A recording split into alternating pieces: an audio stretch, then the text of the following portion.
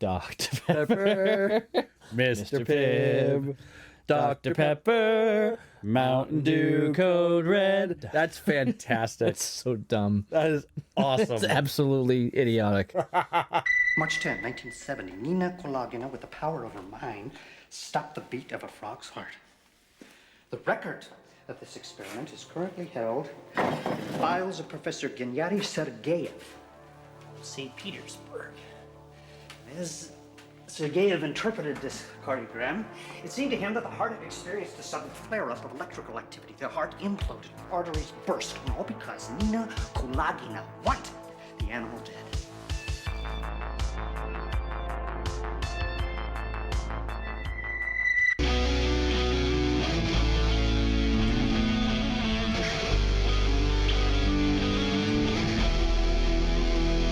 The fact that somebody took the time to figure that out.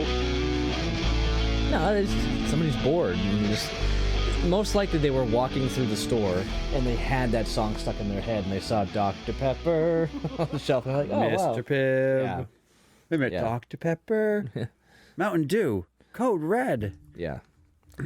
Yeah, well, that's just how it goes. So, what are we doing today, Chuck? Start us off. Oh, you want me to start us off? Start us off. Well, hey everybody, welcome to another episode of Black and White Reviews. My name is Lee, And I'm Chuck. and Will is Sick. fluish. Flu-ish. Fluish. He's not fluent. He has the flu. Uh-huh. He's sick. Oh, yeah. Okay. He is indisposed. Indisposed. He's in bed. He's tired. He's sleepy. He's snotty. Yeah. He's not here. Not here. No, not at all. So We did this for our talking nonsense episode, just so everyone knows. Because Will is not here, this will be a audio only segment. He is our videographer, recorder guy. He's the guy who just does our video stuff. We all have our roles. We all have the things we do. I agreed to audio. He agreed to video. Chuck agreed to social. That's where we're at. Well, whatever. So, yeah. Yes, Chuck is not a very social person, as you can obviously tell. I don't like people. Yeah. I don't like people. Well, It's a role. You gotta pay a toll for a role. you need to pay the troll toll The toll. if you want to get this boy's soul. No. You Little John's speech for Men in Tights. Okay. You gotta pay Yes. a toll. Yeah. So what are we talking about What today? are we talking about today? We are talking about the 1996 cult classic, The Frighteners. This is the executive producer of this movie is Robert Zemeckis, but the director is Peter Jackson. And this is before Lord of the Rings by, when was the first Lord of the Rings? 2000? 2001? Yeah. Okay, so this was, from what I recall, basically the last thing he did before he jumped into doing some more serious stuff. He recorded Lord of the Rings for 3 years before it released. So That's from 97 to 2000, he was filming. Yeah. So a year after right this after movie this. came out, he took on the endeavor of Lord of the Rings from this point on. Yeah, and it's nuts. Music was by Danny Elfman. And what? What? Whatever. Dun, dun, dun, dun, dun, dun. Whatever I. Oh no, John Williams! That's all I think of. Now we have to finish everything with Danny Elfman. I will say, when I was rewatching this movie, I did listen to it and say, the music sounds like whoever's doing the music is trying to sound like Danny Elfman. And then I checked again, I'm like, oh, it's literally Danny Elfman trying to sound not like him. Which is funny because this movie would have been great with just Danny Elfman's normal Danny Elfman-ness. Have you ever listened to Oingo Boingo? No. Why is that funny to you? Just Danny Elfman-ness. Danny Elfman is the lead singer of Oingo Boingo. What the heck is Oingo Boingo? You don't know Oingo? Okay. Show me after. No. I'll just put it up here. But Oingo Boingo. So he is. Oingo Boingo. If you watch. Did you say he's the lead singer? Yes. Oh my gosh. Oingo Boingo. Oh, here we go. Dead Man's Party. Yeah, such a good song. There you go. I was struck by lightning, walking down the street. All right, that's enough. But anyway, That is definitely Danny Elfman. but basically, if you watch Nightmare Before Christmas, Jack Skellington is played by Chris Sarandon, also known as, he's the prince in Princess Bride, the bad guy. Prince Humperdinck. Humperdinck. No. See, don't do this to me. We're confusing the movies. You said the Prince and Princess Bride, Yes. which is Prince Humperdinck. Are you sure? There's no other prince in Princess Bride. He becomes the king. I know, but he's the bad guy. Are you sure he's Humperdinck? Humperdinck. Don't say the name, Humperdinck. It's a bad name, but But I confused it now because here we go back to Robin Hood Men in Tights. Then who was like Humper Death? what? That was Robin Hood Men in Tights. Carrie Ellis was Robin Hood, and I know he that. was the Man in Black. I know, and that's what makes those movies so difficult because it's like to me it seems like it's pretty much the same type of movie. They end up in a castle and they have a fight at the end. I'm like, To who? same movie. To who? To who? Who would you say it was to? Who? To who? What? To me? To you? To me? To me? For me? It's styro. Dr. Pepper. Anyway, So bad. Anyway, I don't know how we got here. Danny Elfman, and then somehow we got to. Chris Sarandon. Okay, Chris Sarandon did the voice for Jack Skellington, but the singing was all Danny Elfman. Oh, was it really? Yeah, two different people. Blew my mind. Kind of like when I realized, like a year ago, that Jonathan Taylor Thomas did not sing in Lion King. I really thought it was him. I thought it was him. No, it was this little African American child whose name I don't remember. He did all the voice stuff, but he did not do the singing. Interesting. Yeah.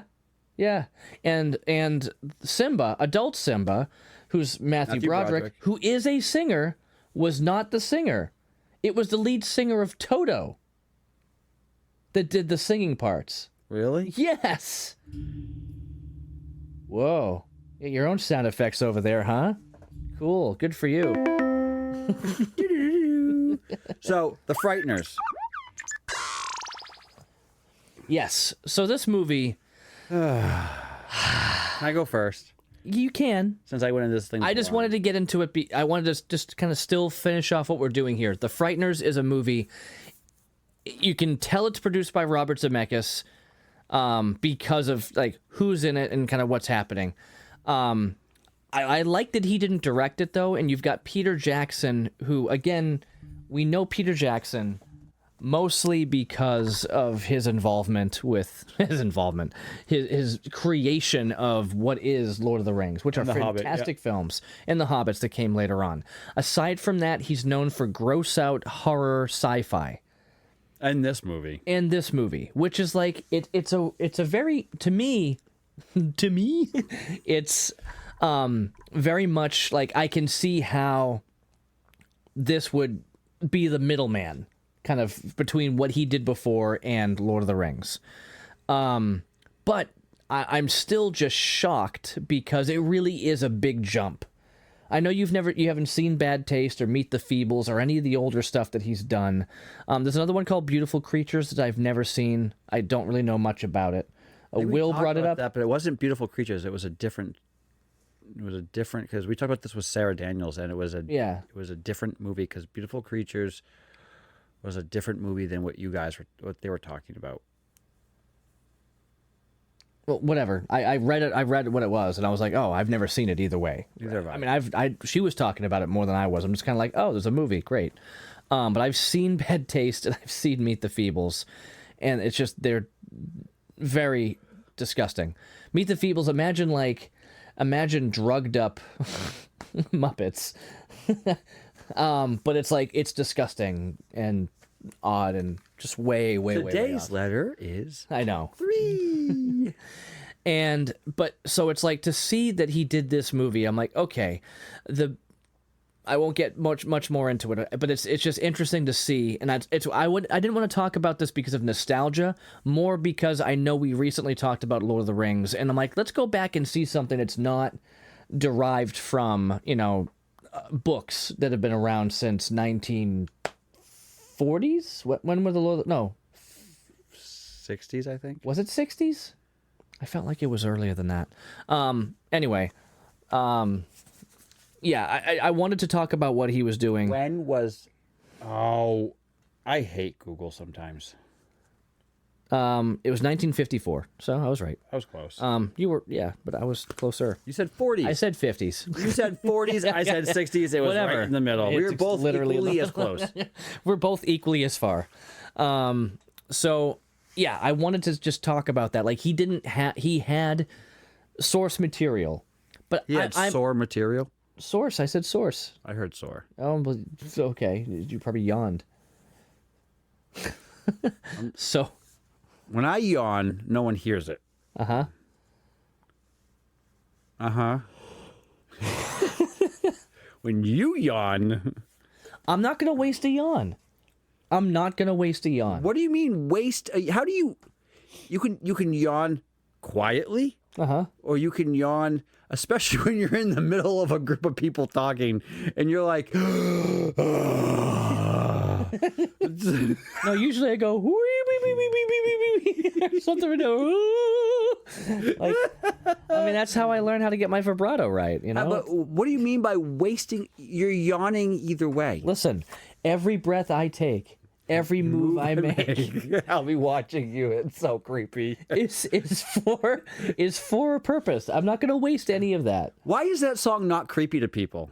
It is creepy. And that's why I love that oh dude, what's that guy? Stevie T.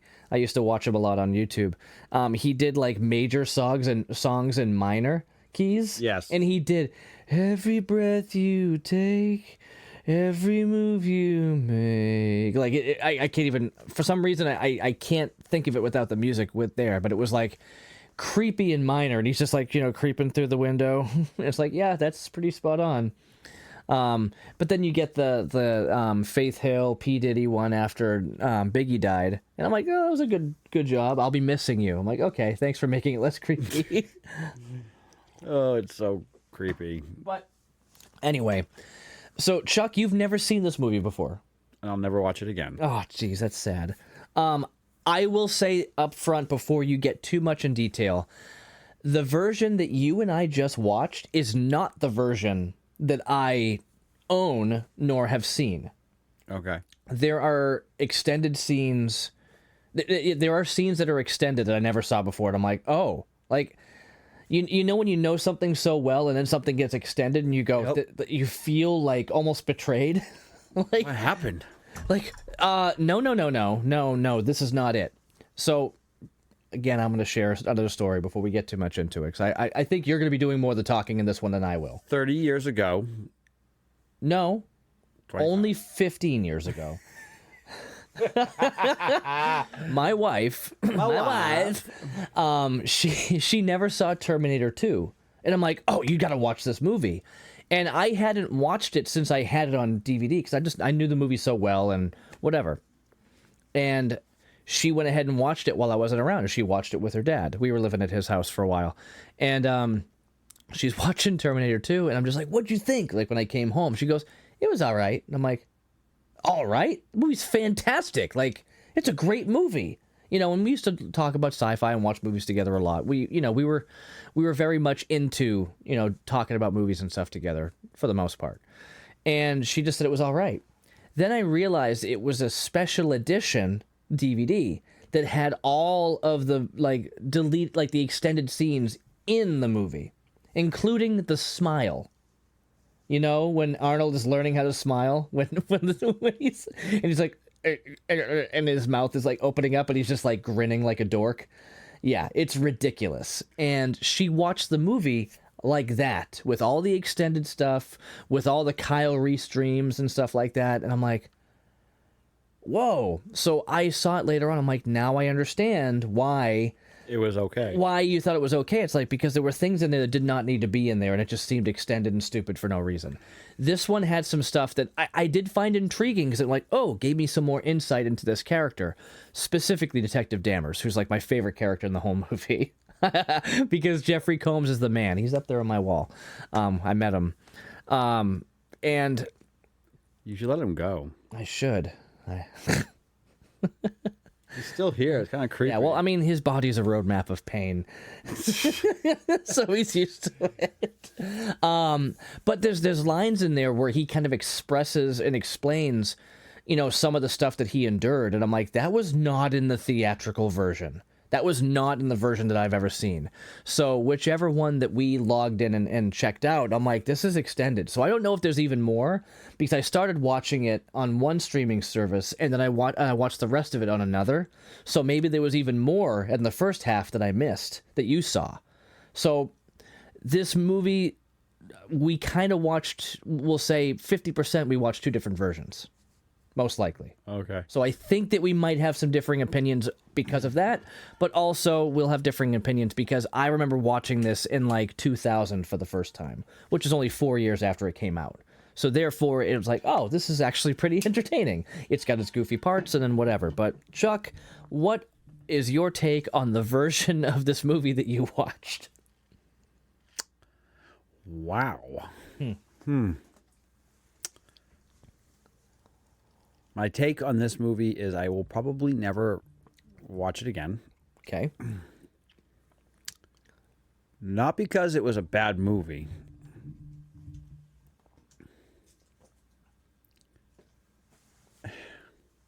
For 96, it wasn't a bad movie. No.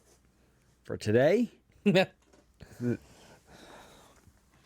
movie, it's not bad. It's just...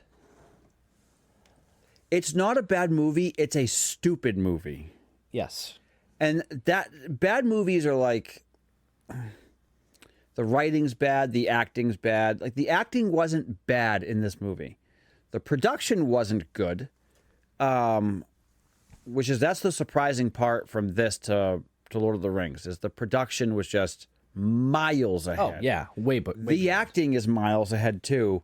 Because I mean this is Michael J. Fox. Clearly, you can tell that he has Parkinson's in this movie. It is so obvious. Yeah, it's just before he announced it. Right. Yeah. It was probably like, I'm going to do one more giant role before I start to wind things down. Yeah, I think it was his last movie role, I think. Before he started doing TV. Well, he was doing TV at this time, I think. He was, he went to primarily... He was Spin City was what he was focusing on. Right. But...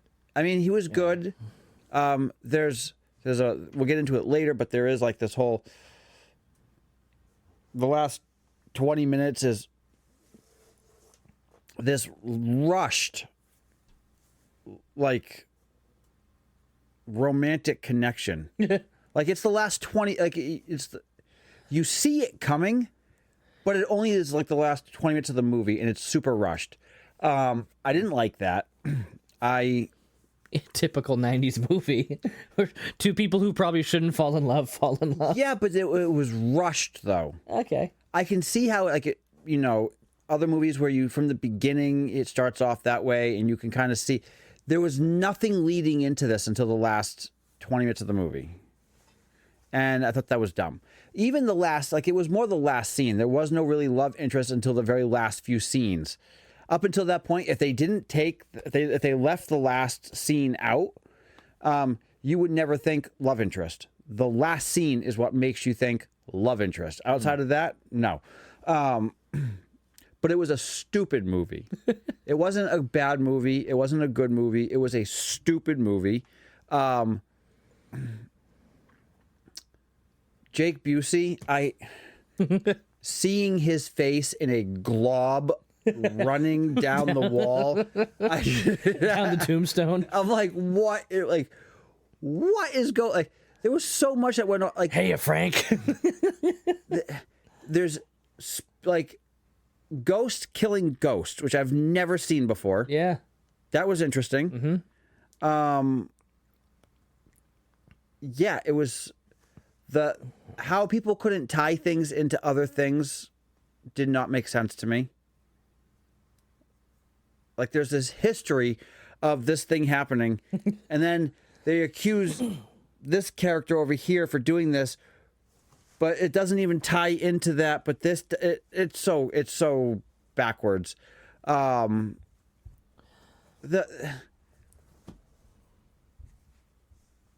I don't understand how half of it even happens. Like, I love the whole cryogenics thing. That was really cool. Yep. Why he was a ghost doesn't make sense, because you're in cryostasis, you're not dead. But they made him dead. Yeah, there was just a lot of weirdness that went on. And I think the biggest thing, let me put it this way. If this had a better production, it would have been a better movie. The production of this film really threw it off for me. I mean, it was really cheap. Like, they tried... Nightmare on Elm Street was, what, 20 years or 10 years before this? 84, I believe. So 10, 12 years before this. And the whole concept of him coming through the wall was way better looking in that than in this movie. Oh, true. Well, because they used a taut sheet, and they used practical effects. This was computer generated, And it looked awful. Oh yeah, of course. The staircase looked awful. Oh yeah, no, it was goofy. It was meant to be, but I don't know if it was meant to be. You can have a comedy, but have your production still look good. so I'll say this. You know what didn't do a bad job? I'd actually like to revisit before you can, I can stamp, put a stamp of approval on this next statement. Casper, which was what, 95? So a year before this, a couple years before this, maybe 94, 95. They did a pretty good job with what they were doing because they didn't use like an overabundance of CG. I mean, yes, the ghosts were CG, but some of the stuff they did when the ghosts were in something was practical effects. Yeah. So again, combining practical with computer generated, you have to do it in a way where it's like you're only doing computer generated when there's no way you can do it practically. Right. And they could have done some practical effects to make this movie better, but to save time and whatever, let's just make it all CG and just call it. Let's just do the 90s thing. Yeah. The late 90s thing. And I think that ruined it. Yeah. That was the big thing. I was like, this had the potential of being a good horror comedy because it wasn't scary. No, it's called a horror comedy. I know. Yeah. But it wasn't scary at all because it just had horror, because it was ghosts and goblins and demons and blah, blah, blah, blah, blah. Outside of that, no, it's funny because my wife asked me, I said, hey, you want to watch this with me? I'm going into it blind. And she's like, well, what is it? I said, well, it's a comedy. She's like, really? I said, yeah. I said, Lee suggested it for the podcast. And I said, I have no clue what I'm getting into. So she watched the trailer for it. And then she goes, I'm gonna pass. I'm not in the mood for Lee's humor right now. And I'm like, I don't know how to take that. But Yeah, how do you think I took it? you weren't there. No, you told me, though. You didn't even tell me she watched the trailer. You said the first thing she said was, I'm not in the mood. Yeah, she did. I was like, are you kidding me? There was no trailer involved at all. Hey, at least that's a step up from, this is worse than torture. But Not really. you're in the same boat as me. But it was just one of those things where I was like, I watched it and I was like, okay, that was a movie. Yeah. It had potential. I think it did. I thought the story was great. The concept, great. The potential was there. I don't think Michael J. Fox, I think they could have used somebody different besides him, and it would have been better. I think, oddly enough, he was kind of the odd one out in this one. I don't see him as a love interest kind of actor. Does that make sense? Yeah, I see what you're saying. This whole thing was just, it wasn't a Michael J. Fox film. Well, that's the thing about. I'm trying to think back about Michael J. Fox. Like he's had, the characters he's played. I'm thinking Greedy. That wasn't about love. He was already married. For Love or Money, there was a love interest thing there. Secret of My Success, there was a love interest thing there. Teen Wolf, there was a love interest thing there. But it was not like this. It wasn't like this. It wasn't like they're going through a traumatic thing and they fall in love type thing. This movie is definitely a movie that if he wasn't in it, you would never think that he could have been a potential to be in it. I could actually see someone like a Matthew Perry playing his role. In this? Matthew Perry. Well, yeah, the comedian love interest. He's, I suppose. I don't know. Or or even Jimmy. Huh? Yeah, maybe not. No, not Jimmy Fallon. Not Jimmy Stewart. Jimmy Stewart. Jimmy Stewart. Jimmy Stewart. Patrick Swayze. Patrick Swayze. He's already a ghost. Oh, I didn't mean like that. Oh, I didn't mean like that. No. Everyone heard it here. Oh, no. Oh. Wow. Lee has no sympathy for the dead. Oh, jeez. Well, whatever. Rest in peace, Patrick. So I will. Yeah. I was gonna say Stewart, but it's not Stewart. Patrick it's Swayze. Stewart. Logan. Engage. Anyway. Make it so. Imagine if he had his own YouTube channel. He's like, I would like it if you would hit subscribe. And he's just basically telling his followers to engage. Engage. Please engage. Oh, it's dumb. Please engage with this podcast. So, what are your thoughts on this film? So, in rewatching it, In what? In rewatching it, In what? Lee watching it. Okay. What? I don't know. We do going for like some kind of tagline here. So, in rewatching the movie, I'm so mad at you whenever I hear that word now. what? All I hear is Christopher Walken. I can't. Watch. I can't not. Ugh, I cannot. stop it. I cannot. I cannot. James Franco. I love when James Franco was in Ted. Oh, hi, Mikey. Mikey. I don't remember his Who's name. Mark? Oh, hi, Mark. Oh, hi, Mark. How could you forget that? It's the best line in the movie. It's the best line in anything. I got videos of Teresa when she was 2 going, oh, hi, Mark. She had a phone, little toy phone. He nailed that character. Oh, absolutely. Oh, hi, Mark. I did not hit her. I did 37 not. takes. 37 takes to do one line. Okay. Well, what did I think about this? In rewatching this movie, I'll definitely say that the one thing I got out of this is it's almost as if the actors are taking it seriously, but Peter Jackson is not. That's a good way of putting it. Right? It's like everything happening around them is just over the top, goofy, cartoonish, you know? And the actors are playing it straight, but everything that's happening is like Roger Rabbit. Looney. I would say Yeah. more Looney. Like Yeah. even when there's a part where he gets run over and you see. Yeah. Ba-doom, ba-doom, ba-doom, ba-doom. And you see his head go. You know, there's that. You know, there's his buddy Stewart who keeps getting, you know, stuff happening to him, and you know, like bug spray in the face and going through cars, exhaust, you know, whole system, and you know, it's ridiculous. But that's the whole thing, is like they made it very cartoony, you know.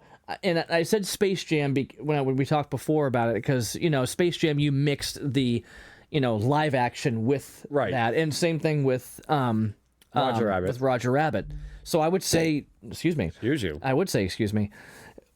I would say Any more? no. Okay, good. No. I would say it's definitely along those lines, because you're mixing the live with the cartoon. So, But this in that wasn't sense. mixing live with cartoon. This was live being cartoony. Yeah. Exactly. There was no but I was saying what made it okay in Space Jam was the live people in a cartoon world doing that. Right, but they also did stuff to the live actors. In a cartoon world. So yes. it made it okay. This was real people in the real world doing cartoony things, which is what made it goofy. Well, but they were also ghosts. So they weren't real people. They were just... How do ghosts get stuck Emanations. indoors? Yeah, I don't know. And then get stretchy. Yeah, I don't know. And I think that was the interesting thing of some of it, is like this whole, like the way they phase through things or they don't. We'll get into it further as we get into the movie. Up and down. Yeah, face up And down. So was it the sarcophagus or was it the mummy? Okay, let's talk about this later. But no, I really appreciate the movie because I think the story had a lot of potential, and I appreciate, I think, the over dramatization that makes it kind of comedic, you know, in the way that they're doing it. Like, you know, you've got old lady Bradley, you know, who plays Patricia's mother, and she's just like over the top, like protective mother. She goes, I know what they said. It was cold-blooded murder. You know? And it's just, it's over the top, ridiculous. You hear like this in the background. Cold-blooded murder. You know? It's just ridiculous. Ridiculous. Does not need to be in it because it doesn't fit with everything else, but then it does. The house starts getting goofy and wavy. And... Oh, yeah, when Ray sees it. But, I mean, let's talk about the actors for a moment, the actors that are in it, just because I think it's interesting. Trini Alvarado, I'm not sure what else she's been in, but she plays Lucy Linsky. Michael J. Fox, we all know who Michael J. Fox is. The judge, John Astin, we all know as Gomez Adams. Who's Michael J. Fox? He's that character in Zootopia that, like, makes the redwood with the popsicles. Wow, didn't even make the connection there. But that fox in Zootopia is played by Jason Bateman, who actually plays Scott's cousin in Teen Wolf 2. So he plays the new Teen Wolf, which was played by Michael J. Fox. Anyway, John Astin, who was also in Teen Wolf 2, he was the principal. But John Astin is the judge. Peter Dobson is Ray Linsky.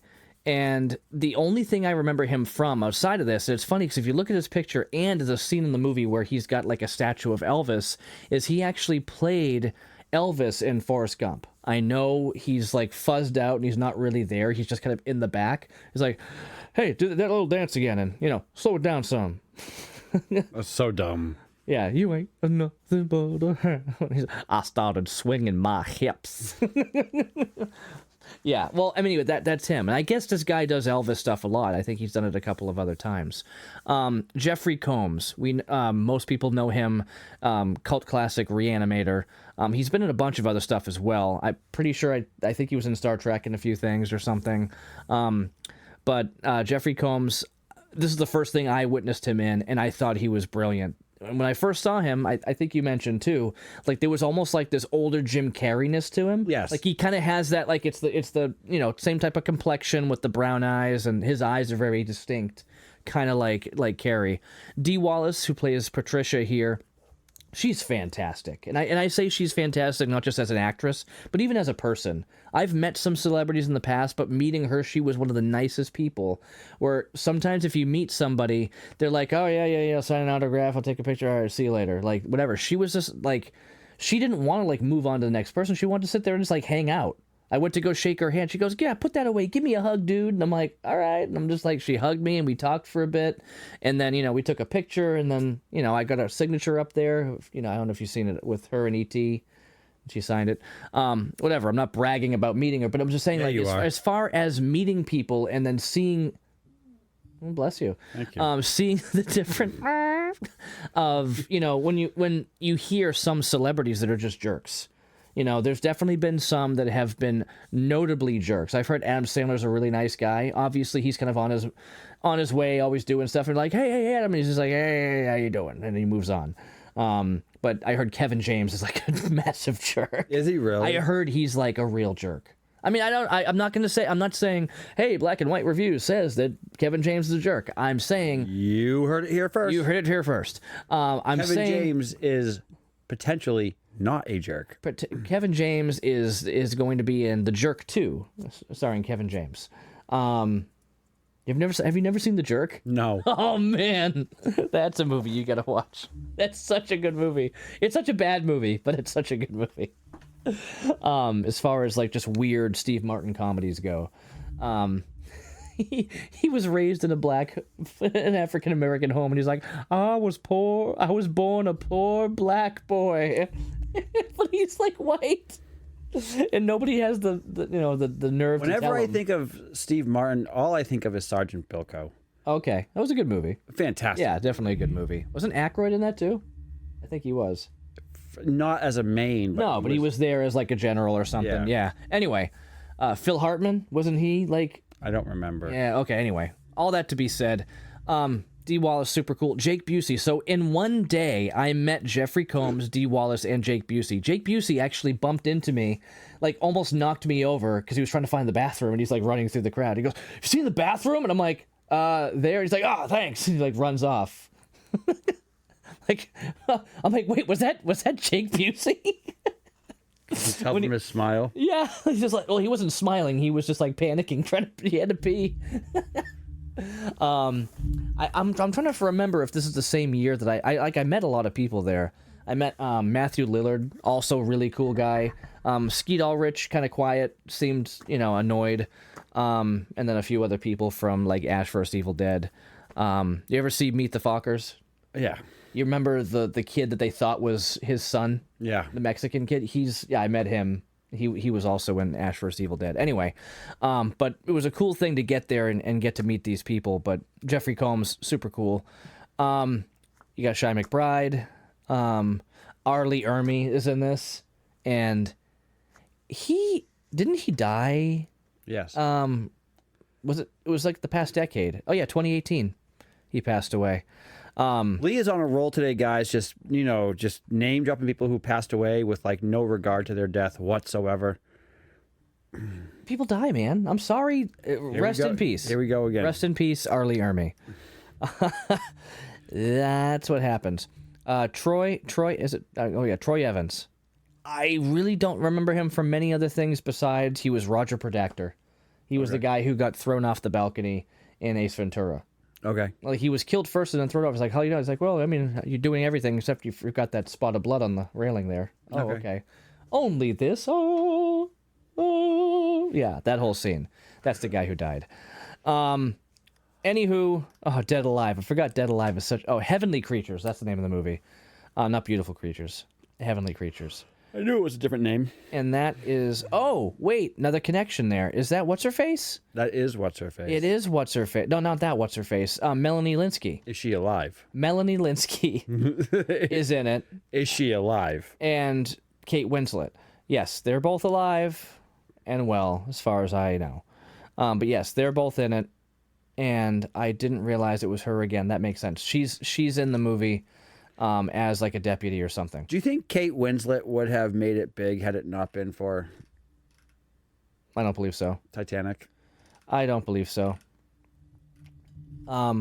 Maybe. I don't know. I haven't really studied a lot of her acting skills. I just know that I'm like, oh well, she's pretty good in what I've seen. But I don't think that without I think that without Titanic, without a big movie like that, it's hard for a lot of people to really break it out. They have to have a massive breakout role, for that level of acting. Unless they're doing something super dramatic and ridiculous, it's just not going to happen. And I don't remember her doing anything super dramatic and ridiculous after or before Titanic. So therefore, I don't think there would have been that level of popularity. No. So anyway, that all being said, I think I'm ready to move on. To move on? Yeah, you ready to move on? Are you ready to cross over? Ready to transition. Ready to cross over? Ready to transition. Cross over. So, with that being said, we are going to cross over, transition, move on to the remainder of this podcast. And you know what? I'm not even going to really do it this time because there is going to be no Patreon for this one. But if you want to check us out on all of our social medias at Black and White Reviews 1866, that will be our tag for YouTube and for Instagram, and at Black and White Reviews for Facebook. If you want to check out any of our other stuff on patreon.com, it is patreon.com/Black and White Reviews. That is right, Black and White Reviews. With that being said, even though we're not going to be airing this on Patreon, we're going to slide right into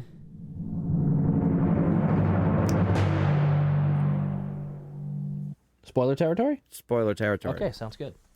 I like spoiler territory. I'm going to have to hold back. You're like, oh, can we say this?